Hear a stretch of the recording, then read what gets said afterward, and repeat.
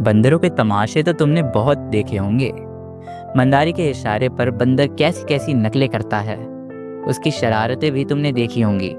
तुमने उसे घरों से कपड़े उठाकर भागते भी देखा होगा। पर आज हम तुम्हें एक ऐसा हाल सुनाते हैं जिससे मालूम होगा कि बंदर लड़कों से भी दोस्ती कर सकता है। कुछ दिन हुए लखनऊ में एक सर्कस कंपनी आई थी। उसके पास शेर, भालू, चीता और कई तरह के और भी जानवर थे। इनके सिवा एक बंदर मिट्ठू भी था। लड़कों के झुंड रोज इन जानवरों को देखने के लिए आया करते थे। मिट्ठू ही उन्हें सबसे अच्छा लगता था। उन्हीं लड़कों में एक लड़का गोपाल भी था।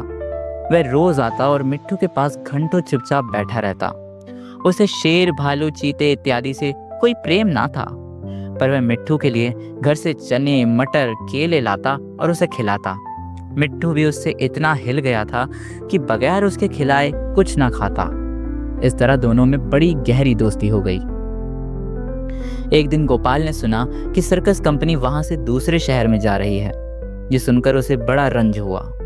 वह रोता हुआ अपनी माँ के पास आया और बोला, अम्मा, मुझे एक अठन्नी, एक दो, मैं जाकर मिट्ठू को खरीद लूंगा। वह ना जाने कहाँ चला जाएगा, फिर मैं उसे कैसे देखूंगा? वह भी मुझे ना देखेगा तो रोएगा। माँ ने समझाया, बेटा, बंदर किसी को प्यार नहीं करते, वो तो बड़े शैतान किस्म के होते हैं। यहाँ आकर सबको काटेगा, मुफ्त में उल्हाने सुनने पड़ेंगे, इधर उधर से चोरी करेगा, इसलिए तुम रहने ही दो। लेकिन लड़के पर माँ के समझाने का कोई असर ना हुआ। वह रोने लगा। आखिर माँ ने मजबूर होकर उसे एक अठन्नी लाकर दे दी। अठन्नी पाकर गोपाल मारे खुशी के फूल उठा। उसने अठन्नी को मिट्टी से मलकर खूब चमकाया, फिर मिट्ठू को खरीदने चल दिया। लेकिन मिट्ठू उसे वहां कहीं ना दिखा। गोपाल का दिल भर आया। मिट्ठू कहीं भाग तो नहीं गया? मालिक को अठन्नी दिखाकर गोपाल बोला, क्यों साहब, मिट्ठू को मेरे हाथ बेचेंगे? मालिक रोज उसे मिट्ठू से खेलता और खिलाता देखता था। हंसकर बोल पड़ा, अब की बार आऊंगा तो मिट्ठू को तुम्हें दे दूंगा। अब भी तो हमें काशी जाना है, वहां के मेले में हमें अपने सर्कस की रौनक लगानी है। गोपाल निराश होकर चला आया और मिट्ठू को इधर उधर ढूंढने लगा। वह उसे ढूंढने में इतना मगन था कि उसे किसी बात की खबर ना थी। उसे बिल्कुल ना मालूम हुआ कि वह चीते के कटघरे के पास आ गया था। चीता भीतर चुपचाप लेटा था। गोपाल को कटघरे के पास देखकर उसने पंजा बाहर निकाला और उसे पकड़ने की कोशिश करने लगा। गोपाल तो दूसरी तरफ ताक रहा था। उसे क्या खबर थी कि चीते का पंजा उसके हाथ के पास पहुंच गया है।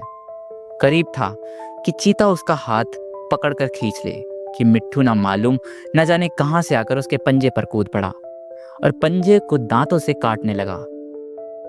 चीते ने दूसरा पंजा निकाला और उसे ऐसा घायल कर दिया कि वह वहीं का वहीं गिर पड़ा। जोर जोर से चीखता और चिल्लाता मिट्ठू वहीं रंगोड़ने लगा। मिट्ठू की यह हालत देखकर गोपाल भी रोने लगा। चीता जंगली जानवर तो था ही, और पिंजरों की सलाखों में कैद होने के बावजूद भी उसने मिट्ठू का ऐसा हाल कर दिया था कि मानो अभी उसके प्राण उड़ने वाले थे। मिट्ठू का घाव तुरंत धोया गया और मरहम लगाया गया। थोड़ी देर में उसे होश भी आया। वह गोपाल की ओर प्यार की आंखों से देखने लगा, जैसे कह रहा हो कि अब क्यों रोते हो, मैं तो अच्छा हो गया। कई दिन मिट्ठू की मरहम पट्टी होती रही और आखिर वह बिल्कुल अच्छा हो गया। गोपाल अब रोज आता और उसे रोटियां खिलाता। आखिर कंपनी के चले जाने का दिन भी आया। गोपाल बहुत रंजीदा था। वह मिट्ठू के कटघरे के पास खड़ा आंसू भरी आंखों से देख रहा था कि मालिक ने आकर कहा, अगर तुम मिट्ठू को पा जाओ तो उसका क्या करोगे? गोपाल ने कहा, मैं उसे अपने साथ ले जाऊंगा, उसके साथ साथ खेलूंगा, उसे अपनी थाली में खिलाऊंगा, और क्या? मालिक ने कहा, अच्छी बात है, मैं बिना तुमसे अठन्नी लिए ही इसे तुम्हारे हाथ बेचता हूँ। इसका अच्छे से ख्याल रखना, काशी से वापस आने पर मैं इसको वापस ले जाऊंगा। ये सुनकर गोपाल को तो मानो कोई राज मिल गया हो। उसने मिट्ठू को गोद में उठा लिया, पर मिट्ठू नीचे कूद पड़ा और उसके पीछे पीछे चलने लगा। दोनों खेलते कूदते गोपाल के घर आ पहुंचे। उस दिन के बाद से गोपाल और मिट्ठू हमेशा साथ साथ रहने लगे।